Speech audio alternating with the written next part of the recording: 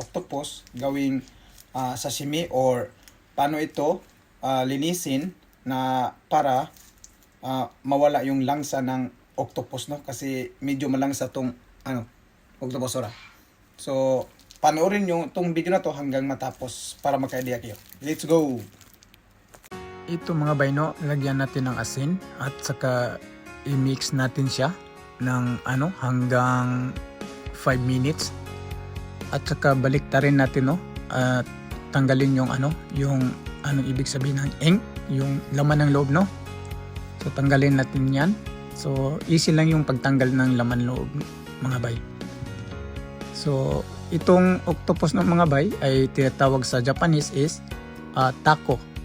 At hugasan natin mga bay at i-boil natin hanggang 8 minutes. At siyempre yung hot water natin, bago natin ilunod o ilagay, lagyan natin ng kunting asin. Baliktarin natin mga bay para magpantay yung niya, yung kulay niya. At saka pagkatapos nito mga bay, bago natin hiwain, so ilagay natin sa tubig with ice mga bay para palamigin natin bago na siya hiwain natin, no? So medyo malamig na yung ating octopus mga bay. So simulan natin sa paghiwa. So ganito lang yung paghiwa mga bay, pero depende sa inyo kung anong klase ang paghiwa nyo sa octopus.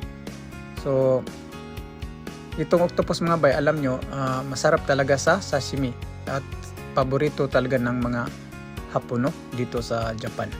Kahit itong octopus mga bay, medyo may kamahalan, pero mapabili ka talaga pag gusto mong kumain. At siyempre para mas lalong pasasarapin yung ating sashimi na octopus, lagyan natin ng lemon. At ito na mga bay, no, tapos na mga bay. So para ma-update kayo sa mga videos ko, please follow for more. Thank you for watching. Bye bye. Ito mga bay, no, lagyan natin ng asin at saka i-mix natin siya ng hanggang 5 minutes. At saka baliktarin natin, no, at tanggalin yung yung ibig sabihin ng ink, yung laman ng loob, no. So tanggalin natin 'yan. So easy lang yung pagtanggal ng laman loob mga bay. So itong octopus ng mga bay ay tinatawag sa Japanese is taco. At hugasan natin mga bay at i-boil natin hanggang 8 minutes. At siyempre yung hot water natin, bago natin ilunod o ilagay, lagyan natin ng kunting asin. Baliktarin natin mga bay para magpantay yung niya, yung kulay niya. At saka pagkatapos nito mga bay, bago natin hiwain, so ilagay natin sa tubig with ice mga bay para palamigin natin bago na siya hiwain natin, no? So medyo malamig na yung ating octopus mga bay. So simulan natin sa paghiwa. So ganito lang yung paghiwa mga bay, pero depende sa inyo kung anong klase ang paghiwa nyo sa octopus. So itong octopus mga bay, alam nyo, masarap talaga sa sashimi at paborito talaga ng mga Hapon, no, dito sa Japan.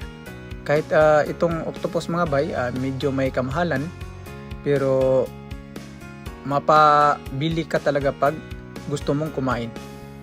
At siyempre para mas lalong pasasarapin yung ating sashimi na octopus, lagyan natin ng lemon. At ito na mga bay, no, tapos na mga bay. So para ma-update kayo sa mga videos ko, please follow for more. Thank you for watching. Bye bye.